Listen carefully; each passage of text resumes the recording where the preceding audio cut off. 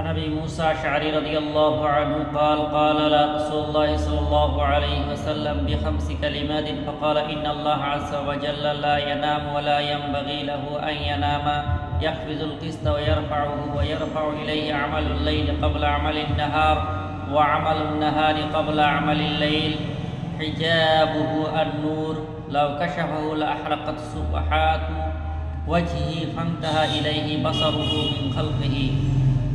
আবু মুসা আশআরী রাদিয়াল্লাহু তাআলা আনহু বলেন, নবী করিম সাল্লাল্লাহু আলাইহি ওয়াসাল্লাম একবার আমাদিগকে পাঁচটি কথা ইরশাদ করিয়াছেন।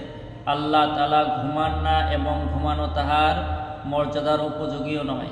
তিনি রুজি কম ও বৃদ্ধি করেন। তাহার নিকট রাত্রের আমল দিনের পূর্বে এবং দিনের আমল রাত্রের পূর্বে পৌঁছাইয়া যায়। 5 নম্বর, তাহার এবং মাখলুকের মাঝখানে পর্দা হলো তাহার নূর। তিনি যদি ওই পর্দা উঠাইয়া দেন তবে আপন মাখলুকের যে পর্যন্ত তাহার দৃষ্টি যাইবে তাহার পবিত্র সত্তার নূর সব কিছু ভস্ম করিয়া দিবে। عن أبي هريرة رضي الله عنه قال قال رسول الله صلى الله عليه وسلم إن الله خلق إسرافيل منذ يوم خلقه صافا فدميته صافا قدميه لا يرفع بصره بينه وبين الرب تبارك وتعالى 70 نورا ما منها من نور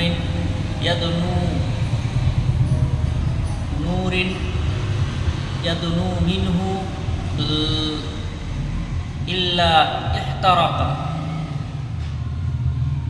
হযরত ইবনে আব্বাস রাদিয়াল্লাহু তাআলা আনহু হইতে বর্ণিত আছে যে রাসূলুল্লাহ সাল্লাল্লাহু আলাইহি ওয়াসাল্লাম ইরশাদ করিয়াছেন, আল্লাহ তাআলা যখন হইতে ইসরাফিল আলাইহিস সালামকে সৃষ্টি করিয়াছেন তখন হইতে তিনি বরাবর উভয় পা বরাবর করিয়া দাঁড়াইয়া আছেন, উপরের দিক দৃষ্টি করেন না,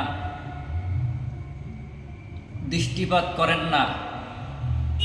তাহার এবং আল্লাহ রাব্বুল আলামিনের মাঝখানে 70টি নূরের পর্দা রহিয়াছে। প্রতিটি পর্দা এরূপ যে ইসরাফিল যদি উহার নিকটেও যায় তবে জ্বলিয়া ছাই হইয়া যাইবে।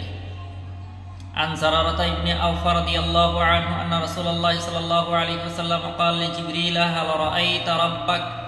فانتقص جبريل وقال يا محمد إن بيني وبينه 70 حجابا من نور ولو دنوت من بعدها لأحرقت।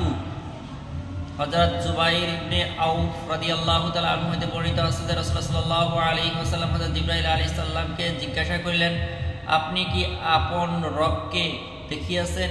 ইহা শুনিয়া জিবরাইল আলাইহিস সালাম কাঁপিয়া উঠিলেন এবং আরজ করিলেন, হে মুহাম্মদ সাল্লাল্লাহু আলাইহি ওয়াসাল্লাম, আমার এবং তাহার মাঝখানে 70টি নূরের পর্দা রহিয়াছে, আমি যদি কোনো একটি নিকটও যাই তবে জ্বলিয়া যাইব।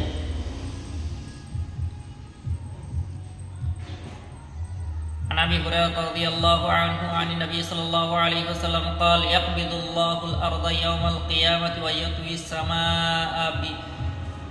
السماء بيمينه ثم يقول أنا الملك أين ملوك الأرض।